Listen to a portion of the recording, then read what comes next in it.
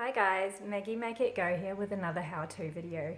We post videos every Friday on crafts, home improvement, DIY, business advice and other things. If there's anything you want to see, please let us know in the comments and we'll see if we can get a video up for you. How to look after your car by doing some basic car maintenance, starting with tyre pressure. You can buy these pressure gauges, they can get quite complex, but I find the easiest thing to do is to go down to your local petrol or gas station and pull up alongside one of these. Hook it up to each of your tyres and the screen will read the current pressure. Tyre pressure is usually measured in PSI, which is pounds per square inch. This will change depending on the type of car and wheel and tyre that you're using. The best thing to do is to check the sticker on the inside of the car door, or even if you can't find that, use Google to find the right PSI for your car. Don't use the maximum PSI that is sometimes written on the tyre itself. That's the maximum, not the optimum. So a general rule of thumb for a normal car is about 32 PSI. And a good point here is to make sure that you do that when the tyres are cold. So you don't want to take your car for a big drive before you do this. So that does change the tyre pressure.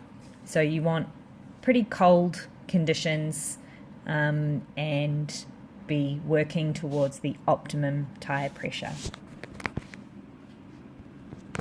It's pretty straightforward to use one of these machines. You just set in the tyre pressure that you want, plug it into each tyre, and it will start pumping the air in, and when it gets to the correct PSI that you've set it will beep at you so you'll know to be able to change.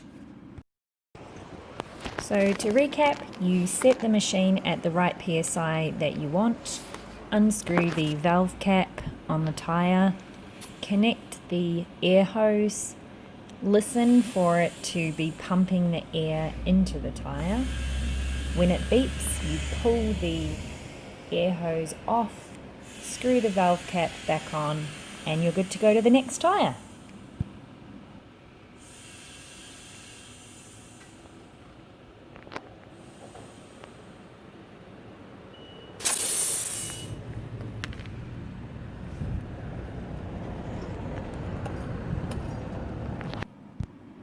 The next thing is your tread on your tyres. So you can get really cool gadgets to check that as well, or you can just use a ruler if the ruler starts the measurement right on the end.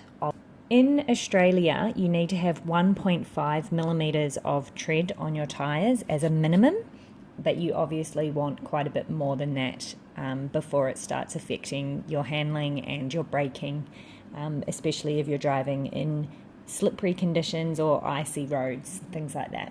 The way to check the treads of your tyres without using a tool at all is by using the tyre wear indicators that are pretty much on all tyres. If you put your fingers into the grooves of the tyres and go around the circumference of the tyre, you'll come across these little ridges. So as long as you haven't worn the tyre down to the same height as those ridges, you're okay. You've still got some tread left to be legal. Now we're going to have a look at refilling your car's water or coolant. So the first thing to do is open up the hood or the bonnet. There should be a clip inside. Sometimes it can be quite difficult to pull. Please excuse the paint job on my car. I do need a new clear coat on it. What will happen is the bonnet will pop a small amount, but it should latch. So you need to put your hand underneath and find the little hook tab, move that over, and you should be able to push the hood the whole way up. From there, make sure you use the stand. It can be either on the right or left hand side of your car, or it might be lying along the front. So you want to make sure you pull that out and secure the bonnet upright so that it doesn't fall on your head. Now the radiator should be right near the front, and there should be a cap on it that says never open whilst hot. Now I have seen one of these be opened on a hot vehicle and the water basically boils out like a geyser, and it can be quite dangerous, so really don't open that unless your car's been sitting in the cold overnight. You'd only really need to open that just to check things were all right in there. That's not where you actually put the water in. You put the water in the container that looks like this. As you can see, this one actually says coolant on the top, but I had to rub my greasy hand over the top to show that. Now it also had two different lines, so it sometimes has a max and a min line, and sometimes it also tells you hot and cold. So just be aware, if your vehicle is hot when you're refilling these fluids, you're probably going to overfill them. So you do want to make sure that your car is cold when you are filling up the fluids, tyre pressure, anything like that. You just want to make sure that your car's been sitting for a while.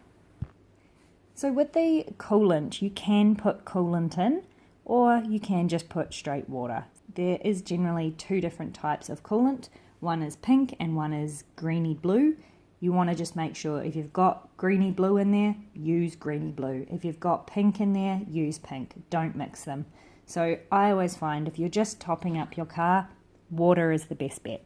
The next thing to look at is windscreen fluid. You may as well top this up while you're here doing the radiator. There will be a little container like this. When I popped under the hood of my car, I found that it was actually open and it was quite dried out. So I usually fill this up with mostly water and a tiny bit of dishwashing liquid. You can use a specialist car windscreen detergent, but the key here is you want to make sure that it's not too foamy. So I pretty much just put water in, and every now and then I might put a little bit of detergent, but not really. I mostly just use water. Hey guys, I have just been editing this and it's going to be a really long one. So if you'd like to join me again next week for part 2, that would be great. There may even be a part 3. Thanks for watching. I hope you've enjoyed this video. Just remember, we do put out new videos every Friday.